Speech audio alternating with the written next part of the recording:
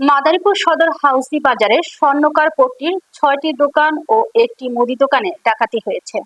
বিস্তারিত থাকছে এস.এম. সোহাগ কাজীর প্রতিবেদনে। মাদারীপুর সদর হাউসি বাজারের স্বর্ণকার পট্টির ভুক্তভোগী জানান, গভীর রাতে একদল মুখোশধারী ডাকাত দেশীয় অস্ত্রে সজ্জিত হয়ে বাজারে প্রবেশ করে। তারা প্রথমে বাজারের পাহারাদারকে অতর্কিত হামলা চালিয়ে গুরুতর আহত করে এবং পরে তাকে একটি খুঁটির সাথে বেঁধে রাখে।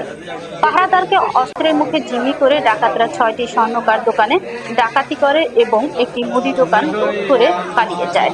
ক্ষতিগ্রস্ত ব্যবসায়ীরা জানান, বহু বছরের সঞ্চয় ও দোকানের মালামাল হারিয়ে তারা এখন নিঃস্ব। ডাকাতির কারণে তাদের কয়েক কোটি টাকার আর্থিক ক্ষতি হয়েছে বলে দাবি করেছেন তারা। ঘটনার পরপরে বাজারের সাধারণ ব্যবসায়ী ও স্থানীয়দের মধ্যে তীব্র আতঙ্ক ছড়িয়ে পড়ে।